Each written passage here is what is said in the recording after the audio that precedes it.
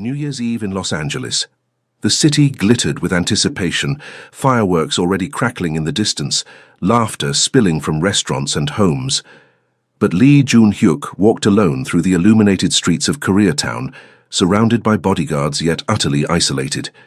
The feared Korean Mafia boss, known throughout the city's underworld as the Ice King, carried the weight of absolute power and complete loneliness in equal measure. His tailored black coat hung open, revealing the white shirt beneath, 4 buttons undone as always, exposing the intricate tiger tattoo coiling up his neck, a symbol of strength that felt hollow tonight. At 38, he commanded an empire built on fear and respect, but families crossed the street when they saw him coming. Children hid behind their parents. He was untouchable, unreachable. Across the street, pressed against the frost-covered windows of St. Mary's orphanage, 2 pairs of brown eyes watched him with an intensity that would change everything. 9-year-old twin sisters Lila and Luna Carter had been observing this lonely man for months, and tonight they'd made a decision that terrified and thrilled them in equal measure. Lila Carter's breath fogged the window as she traced her finger through the condensation, creating a small circle to peer through. Beside her, Luna pressed close, their dark curls, one with beads clicking softly, one in 2 neat braids, touching as they watched the man in the black coat walk past the orphanage for the 3rd time that week. "He's always alone," Luna whispered, her voice carrying that note of sadness that had lived in it since their mother died 5 years ago. "Even with all those scary men around him." "Mama said nobody should be alone on New Year's Eve," Lila replied, her hand finding her sister's. At 9 years old, the twins had learned to read people with the sharp awareness of children who'd survived loss too early. And what they saw in Lee Jun-hyuk wasn't the monster the other orphans whispered about. It was loneliness that mirrored their own. Sister Margaret's voice echoed from the common room. "Girls, dinner in 5 minutes. Stop daydreaming at those windows." The twins exchanged a look that needed no words. 5 years of sharing a bunk bed, 5 years of being each other's only family, had created a language between them that transcended speech. Lila's brown eyes sparked with determination. Luna's widened with a mixture of fear and excitement. "We can't," Luna breathed. "If we get caught, Mama's recipe." Lila interrupted, pulling a crumpled, stained index card from her pocket. Their mother's handwriting faded but still legible, sweet potato pie, for New Year's and new beginnings. "Remember what she always said." Luna's fingers trembled as she touched the card.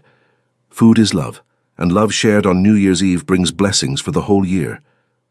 "That man needs blessings," Lila stated with the absolute certainty of childhood faith, "and we're going to give them to him." The plan formed quickly, whispered in the dark after lights out. St. Mary's orphanage, despite Sister Margaret's best efforts, was underfunded and understaffed. The security system was old, the back door lock faulty. The twins knew every creaking floorboard, every shadow that could hide them. They'd been planning their escape for months, not to run away forever, but for one specific purpose. Tonight was the night. At 10:47 p.m., while fireworks began their early celebration across Los Angeles, 2 small figures slipped through the orphanage's back door. Lila carried a worn backpack containing their mother's recipe card, 3 sweet potatoes borrowed from the kitchen, and a battery-powered camping stove they'd found in the storage closet. Luna clutched a small photograph, the last picture of their mother, her warm smile captured forever in faded colors. The winter air bit at their faces as they navigated the darkened streets of Koreatown. They'd watched Lee Jun-hyuk's patterns for months, every New Year's Eve. He walked from his restaurant, the Midnight Garden, to the small memorial park 3 blocks away. He always stopped at the same bench. He always stayed for exactly 1 hour. He was always alone. "What if he says no?" Luna asked as they hurried down an alley, their second-hand coats pulled tight against the cold. "Then we try harder," Lila answered, her jaw set with stubborn hope. "Mama never gave up on nobody. We won't either." Across the city, Lee Jun-hyuk sat in the back of his armored Mercedes, staring at the streets he controlled but never truly inhabited. His driver, Min Jun, knew better than to speak when the boss wore that particular expression, the one that suggested he was somewhere far away, lost in memories that had teeth. "The park, sir," Min Jun asked softly. Hyuk nodded once, his hand unconsciously rising to touch the tiger tattoo on his neck. His father had given him that tattoo the day he became the family's heir, 20 years ago, when he still believed power could fill the emptiness inside him, when he thought fear and respect were sufficient replacements for love. He'd been wrong. The Mercedes pulled up to Memorial Park at 11:03 p.m. Hyuk's security team, 6 men in dark suits, fanned out with practiced efficiency, scanning the shadows, the rooftops, the street corners. This park, this bench, this ritual, it was the one vulnerability Hyuk allowed himself. Once a year he came here to remember everyone he'd lost. His parents, dead in a rival family's attack 15 years ago. His younger sister, killed in the crossfire of a war he'd started in his rage and grief. His grandmother, who'd raised him, who'd taught him that strength without compassion was just brutality wearing a crown. He sat on the cold bench, surrounded by protection but feeling exposed nonetheless. The park was empty, midnight was still an hour away, and most people celebrated indoors on New Year's Eve, just him and his ghosts. Then he heard it, small feet on gravel, quick breathing, the rustle of a backpack. His hand moved to the gun at his waist as his security team tensed, already moving toward the sound. But what emerged from the shadows stopped everyone cold. 2 little black girls, no more than 9 years old, stood frozen at the edge of the lamplight, identical faces, terror and determination, warring in their expressions. One held a backpack, the other held a photograph like a shield. "Sir," one of his men started, already reaching for them. "Stop." Hyuk's voice cut through the cold air like a blade. His hand lifted, halting his security team mid-step. His eyes, dark and calculating, fixed on the twins with an intensity that should have sent them running. Instead, the girl with the backpack, Lila, stepped forward. Her voice shook, but her words were clear. "Mr. Lee, sir, we know it's New Year's Eve and you're probably real busy being important and scary and all that, but our mama, before she died, she taught us that nobody, and she meant nobody, should spend the new year alone. So we were wondering." She swallowed hard, her sister's hand finding hers. "Would you maybe want to have dinner with us?" Silence crashed over Memorial Park like a wave. Lee Hyuk's security team stood frozen, hands on weapons, unable to process what they'd just witnessed. In 15 years of protecting the Ice King, they'd faced rival gangs, federal agents, and assassination attempts. Never 2 terrified children offering dinner. Hyuk's expression remained unreadable, but inside, something shifted. These children? They'd been following him, watching him. The strategic part of his brain catalogued this as a potential threat, a manipulation, a trap. But the tactical analysis dissolved as he studied their faces. Terror, genuine, bone-deep fear, but also something else, something he hadn't seen directed at him in years. Hope. "You know my name," he said quietly. Not a question, a statement that made Lila's grip on her sister's hand tighten. "Everyone knows your name, sir," Luna whispered, her voice barely audible. "You're Lee Hyuk, the Ice King," Lila finished when her sister faltered. "The man who runs Koreatown, the boss everyone's scared of. And yet here you are." Hyuk leaned forward slightly, his elbows on his knees, studying them with the same focus he applied to business negotiations. 2 children alone in the dark, approaching a dangerous man. Either you're incredibly brave or remarkably foolish. "Mama said being brave and being scared feel exactly the same," Lila replied, her chin lifting despite the tremor in her voice. "The difference is what you do while you're feeling it." Something cracked in Hyuk's chest, a sound, a feeling like ice breaking under pressure. "Your mother sounds wise." "She was," Luna said softly, holding up the photograph. Even in the dim park lighting, Hyuk could see it. A beautiful black woman with the same warm eyes as her daughters, smiling at the camera with a joy that seemed to illuminate the faded print. "She died when we were 4. Pneumonia. We've been at St. Mary's Orphanage ever since." The orphanage. Hyuk knew it.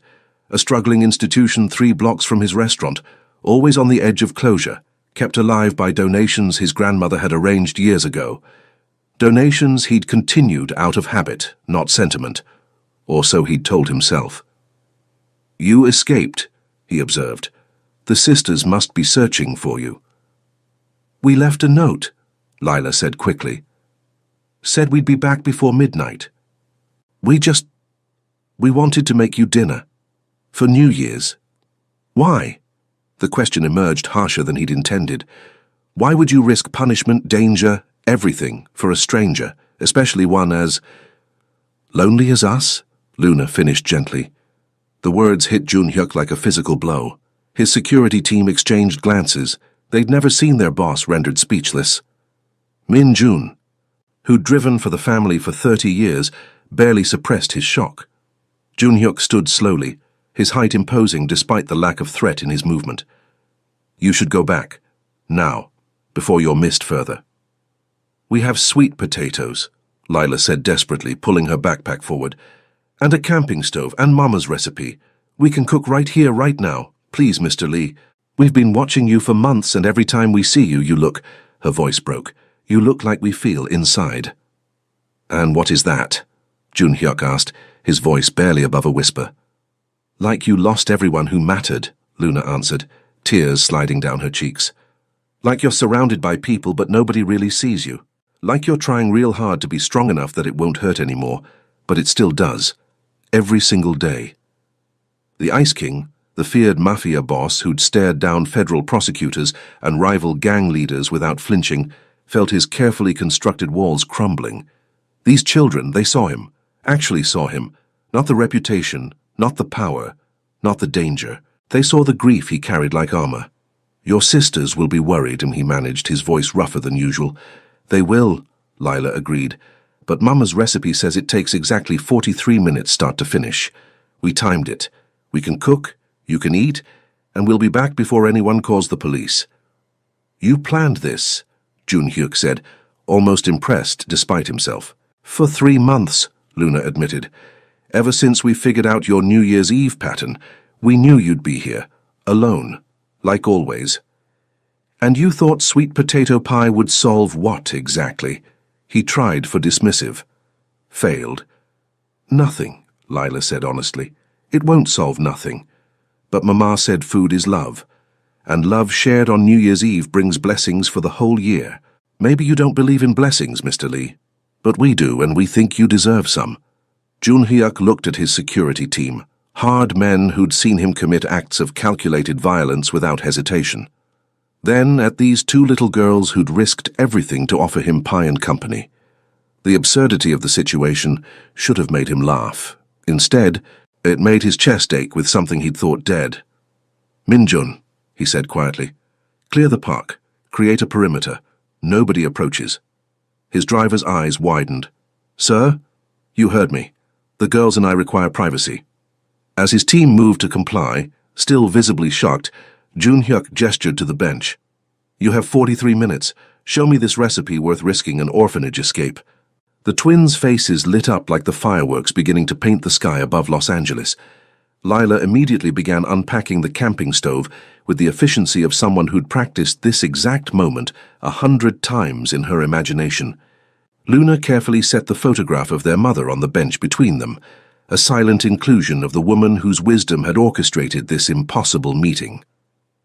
"First," Lila said, her hands already peeling sweet potatoes with a borrowed knife, "Mama always said you gotta peel them with love. The potato knows if you're rushing." "The potato knows," Jun-hyuk repeated, deadpan. "Mama swore it," Luna said seriously. "She said food made with impatience tastes bitter no matter what the recipe says." Against every instinct, every rule he'd built his life upon, Lee Jun-hyuk felt the corner of his mouth lift. It wasn't quite a smile. Not yet. But it was something, a crack in the ice, a beginning. The camping stove's blue flame cast dancing shadows across Memorial Park, as Lila and Luna worked with the focused intensity of generals, executing a battle plan. Jun-hyuk watched from the bench, his analytical mind cataloguing every movement, the way Lila measured ingredients with her mother's recipe card held in one hand like scripture, how Luna hummed under her breath while stirring, a melody that sounded like a lullaby worn smooth by repetition. "You do this often?" he asked. "Cook on camping stoves in public parks?"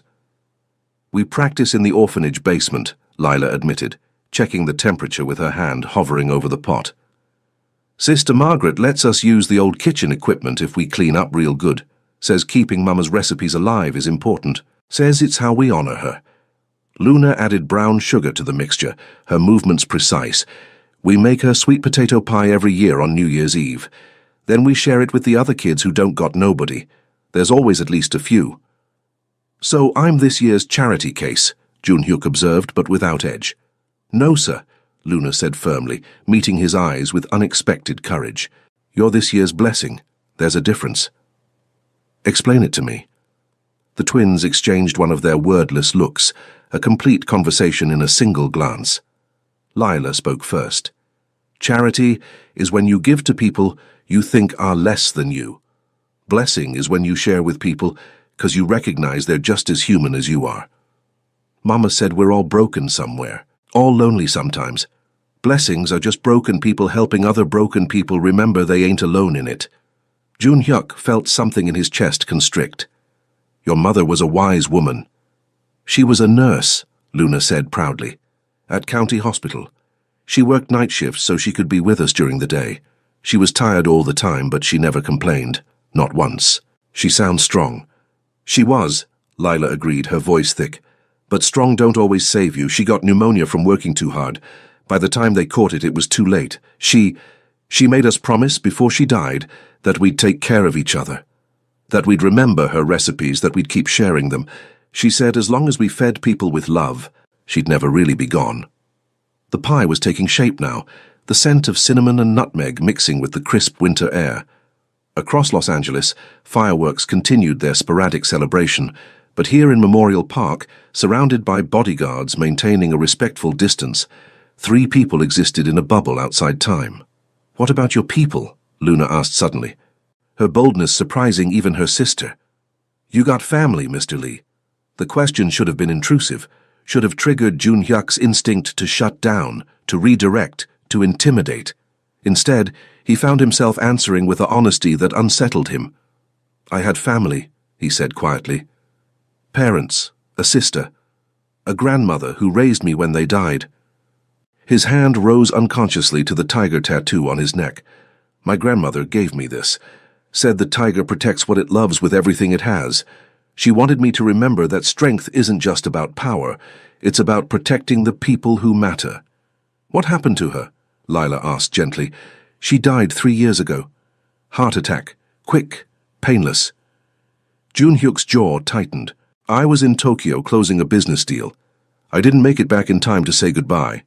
Luna's small hand found his, tentative, brief, but deliberate. We didn't get to say goodbye to Mama neither. Sometimes we dream she's still here. Sometimes it's nice. Sometimes it makes waking up hurt worse. Yes, Junhyuk breathed. Exactly that. The pie finished cooking at 1 p.m., exactly 43 minutes, just as Lila had promised. The twins had brought paper plates and plastic forks in their backpack, along with 3 napkins and a small candle that Luna lit with shaking hands. Mama always said you gotta make a wish when you share New Year's Eve pie, she explained. Setting the candle in the center of their makeshift table, Junhyuk's coat spread across the bench like a tablecloth. You light the candle, you make your wish, then you share the food, and the wish comes true. Or at least, it's got a better chance. I don't believe in wishes, Junhyuk said automatically. That's okay, Lila replied, cutting the pie into 3 equal pieces with the seriousness of a surgeon. We'll believe enough for all of us. They ate in companionable silence, the simple sweetness of the pie carrying flavors that had nothing to do with ingredients, love, memory, hope, grief. Junhyuk, who dined regularly in Michelin-starred restaurants, who had personal chefs and imported delicacies, had never tasted anything quite like this. Your mother was talented, he said finally. She said cooking was science and magic mixed together, Luna explained. Science in the measurements and timing, magic in the intention. If you cook with love, people taste it. If you cook with anger, they taste that too. And what did you cook this with? Junhyuk asked. The twins looked at each other, then at him. Hope, they said in unison. At 11:54 p.m., Junhyuk's phone buzzed. Min Jun, discreet but urgent. Sir, the orphanage has called the police. 2 missing children. They're organizing a search. Jun Hyuk's decision took less than a second. Tell them the children are safe. I'm returning them personally. He stood, brushing crumbs from his expensive coat. The twins immediately began packing up with practiced efficiency. No trace of their meal left behind except the memory. You shouldn't have done this, Jun Hyuk said as they walked toward his Mercedes, his security team falling in around them like shadows. It was dangerous, reckless. Yes, sir, Lila agreed. But was it worth it? Jun Hyuk looked down at these two small girls, who'd somehow seen past every wall he'd built, who'd offered him pie and companionship without asking for anything in return, who'd risked punishment and fear because they believed, truly believed, that no one should be alone on New Year's Eve. Get in the car, he said gruffly. We have 6 minutes to get you back before midnight. But as they climbed into the Mercedes, Luna whispered to her sister loud enough for Jun Hyuk to hear. He didn't answer the question. No, he hadn't, because the answer terrified him. Yes, it had been worth it. More than worth it. It had been everything. The Mercedes pulled up to St. Mary's Orphanage at 11:58 p.m., precisely 2 minutes before midnight. The building blazed with lights, every window illuminated, police cars parked haphazardly in front, officers coordinating with distraught staff members. Sister Margaret stood on the front steps, her face a mixture of fury, relief, and exhaustion that spoke to 5 hours of frantic searching. Then she saw Lee Jun Hyuk's car. Her expression shifted to something approaching cardiac arrest. Stay in the vehicle, Jun Hyuk commanded.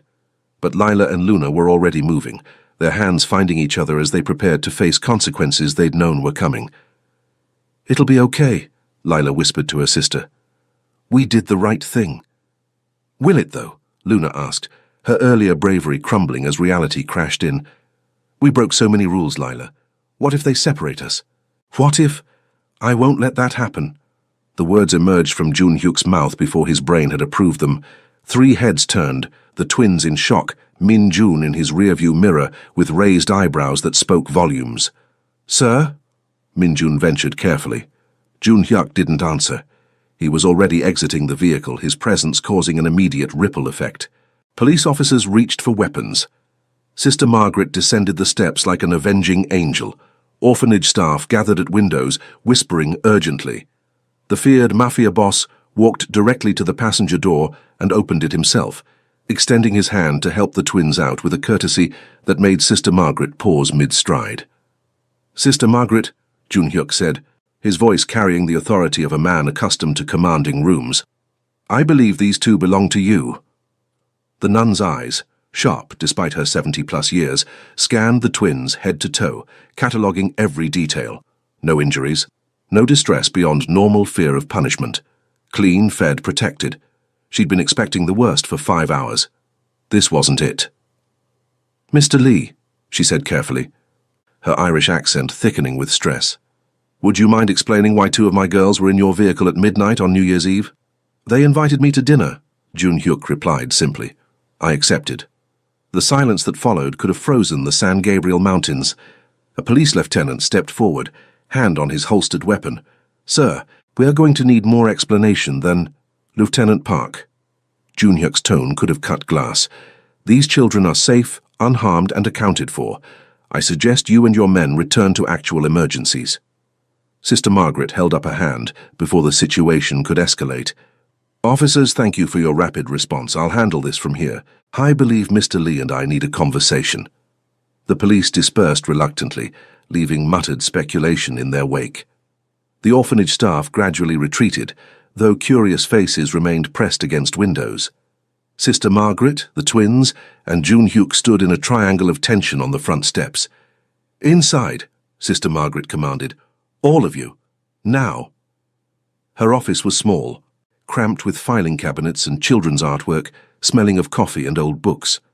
Lila and Luna sat together in a single chair, hands clasped, while Jun Hyuk stood with his back to the wall, a defensive position even in this unlikely battlefield. 5 hours, Sister Margaret began, her voice trembling with suppressed emotion. 5 hours I've been organizing search parties, calling hospitals, imagining every terrible thing that could happen to 2 9-year-old black girls alone in Los Angeles on New Year's Eve. She turned to the twins, tears in her eyes. "Do you have any idea what you put us through?" "Yes, ma'am," they whispered in unison, genuine remorse on their faces. "We're sorry," Lila added. "We didn't mean to scare nobody. We had to do it. Had to invite a known criminal, no offense, Mr. Lee, to dinner. Sister Margaret's tone could have stripped paint. Had to escape from a locked orphanage. Nobody should spend New Year's Eve alone." Luna's voice, small but steady, cut through the nun's tirade. "Mama said, she made us promise, Sister Margaret. You know she did. You were there." The fight drained from Sister Margaret like water through a sieve. Her shoulders sagged. "I was there, I remember. Your mother made a lot of promises to a lot of people before she died. But girls, this was so dangerous, so reckless." "With respect, sister," Jun Hyuk interjected quietly, "they were never in danger from me. And I'm supposed to take the word of, forgive me, Los Angeles' most notorious crime boss on faith." Sister Margaret's laugh was bitter. "Mr. Lee, I appreciate your donations to this orphanage. Truly. They've kept us afloat many times. But these are children in my care, children who've already lost everything. I won't risk them for anyone." "Then don't." Jun Hyuk moved forward, his intensity filling the small office. "Give them to me." The words hung in the air like smoke. Sister Margaret froze. The twins' heads snapped up, hope and disbelief warring on their faces. "Excuse me?" Sister Margaret breathed. "You said they've lost everything, that you're responsible for them, that this orphanage is barely surviving." Jun Hyuk's words came faster now, driven by something he didn't quite understand, a certainty that felt both terrifying and inevitable. "I can give them stability, education, protection, everything they need. You're offering to adopt them." Sister Margaret's voice was flat with shock. "Yes, you, a single man, a criminal, a man who lost his entire family," Jun Hyuk interrupted, his voice raw. "A man who's been alone for 3 years because he thought power was enough. A man who just spent 43 minutes eating sweet potato pie with 2 children who actually saw him, and decided he was worth saving." His hand rose to his neck tattoo again. "My grandmother told me the tiger protects what it loves. These girls, they invited me to dinner knowing who I am, what I am. They offered me hope without asking for anything in return. They treated me like a human being instead of a threat. I won't fail them the way I failed everyone else." Sister Margaret looked at the twins. "Is this what you want?" Lila and Luna's answer came in stereo, immediate and absolute.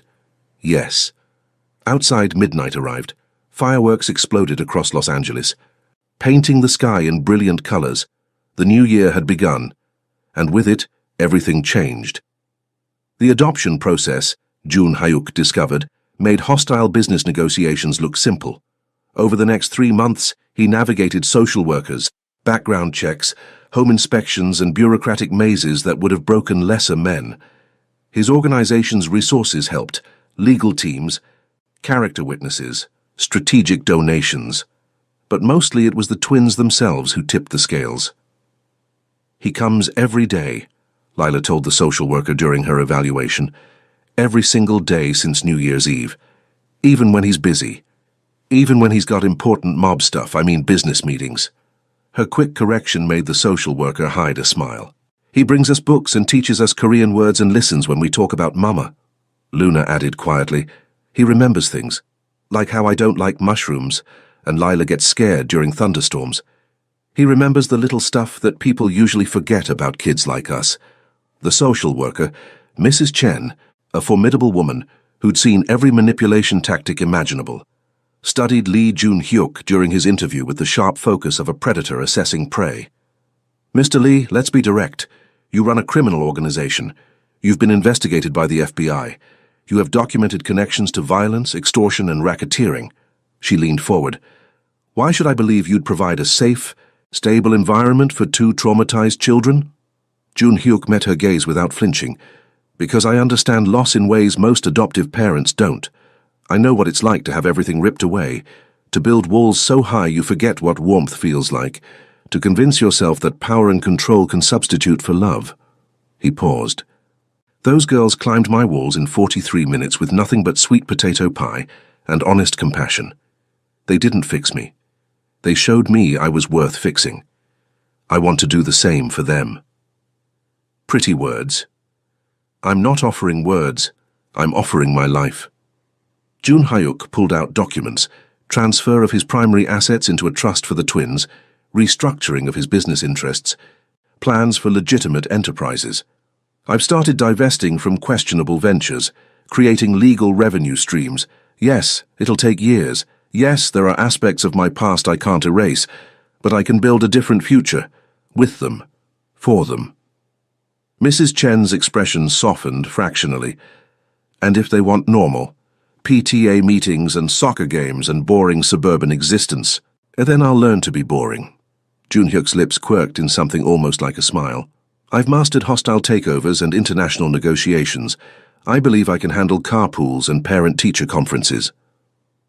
On March 15, 2025, exactly 2.5 months after that New Year's Eve dinner, Lila and Luna Carter became Lila and Luna Carter Lee.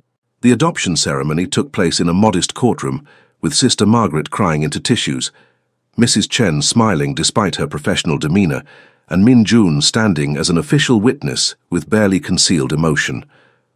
Jun Hyuk, wearing his signature white shirt with 4 buttons undone and his tiger tattoo visible, knelt before the twins and made a promise that echoed his grandmother's wisdom.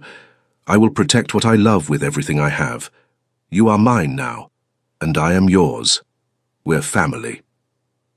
The twins, wearing matching dresses that Sister Margaret had somehow acquired, threw their arms around their new father with a force that nearly knocked him over.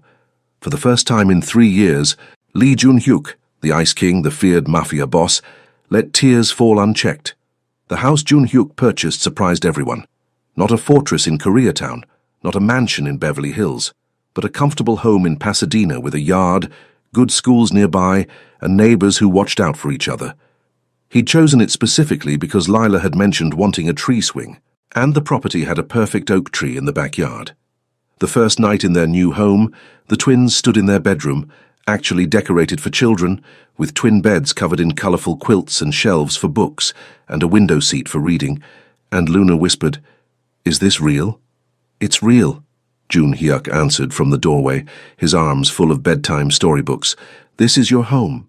Forever." "You won't send us back?" Lila asked, voicing the fear that haunted every foster child. "Never." Jun Hyuk set down the books and sat on the edge of Luna's bed, gesturing for Lila to join them. "You're stuck with me now, through bad grades and teenage rebellion and whatever else comes. I'm your father. That's not a temporary arrangement." "Even if we mess up?" Luna pressed. "Especially when you mess up. That's when family matters most." He paused, choosing his words carefully. "I need you to understand something. My past, the things I've done, the reputation I carry, that won't disappear overnight. There will be challenges, people who judge you because of me, situations that aren't fair or easy." "We know," Lila said simply. "But Mama taught us that family ain't about being perfect. It's about showing up. You showed up, Mr. Lee, I mean Dad, every day for 3 months, even when it was hard." "Especially when it was hard," Luna added, echoing his earlier words back to him. Jun Hyuk felt his chest constrict with an emotion he was still learning to name. Love. Paternal, protective, overwhelming love. "Your mother was right about many things. Food is love. No one should be alone on New Year's Eve. And family, real family, shows up." That night, he read them stories until they fell asleep, their hands finding each other even in unconsciousness the way twins do. He sat watching them for a long time, these 2 small girls who'd saved him with sweet potato pie and stubborn hope. His phone buzzed. Min Jun checking in. "All secure, sir, perimeter clear. The girls safe?" Jun Hyuk typed back, "They're home, we all are." For the first time in 3 years, possibly in his entire adult life, Lee Jun-hyuk felt the ice around his heart thaw completely. The tiger tattoo on his neck, his grandmother's reminder to protect what he loved, no longer felt like a burden. It felt like a promise fulfilled. Outside, Los Angeles continued its endless rhythm. Inside, a former Mafia boss tucked blankets around his daughters and whispered words his own father had once said to him. "Sleep well, little ones. I'm here. I'll always be here." And he meant it, with everything he had. 1 year later, New Year's Eve 2025. The kitchen of the Pasadena house smelled of sweet potatoes, cinnamon, and new beginnings. Lila and Luna, now 10 years old, confident in their safety, thriving in their new life, worked on their mother's recipe with practiced hands. But this year, they weren't alone. Jun-hyuk stood at the counter carefully measuring brown sugar under Lila's critical supervision. "More than that, Dad. Mama's recipe says generous portions for the sweet stuff. Your mother clearly never worried about diabetes," Jun-hyuk replied, but he added more sugar anyway. Luna hummed while stirring, the same melody she'd hummed in Memorial Park a year ago, but now it sounded different, less like a lullaby for grief, more like a song of joy. Sister Margaret sat at the kitchen table, watching the scene with undisguised satisfaction. She'd become a regular visitor, an unofficial grandmother who brought wisdom and terrible puns in equal measure. "You've done well, Jun-hyuk," she said softly. "Better than I imagined." "They did the hard work," he replied, his hand finding Luna's shoulder in an unconscious gesture of affection. "I just showed up." "You showed up every day," Lila corrected. "That's what matters." At midnight they'd share the pie, a tradition now sacred in its simplicity. They'd light a candle, make wishes, and welcome the new year together. No one would be alone. Not anymore. The Ice King had melted. In his place stood a father, a protector, a man redeemed by 2 9-year-old girls who'd refused to let him disappear into his loneliness. Family, Jun-hyuk had learned, wasn't about blood or perfection. It was about sweet potato pie shared with open hearts. It was about showing up, again and again and again, forever.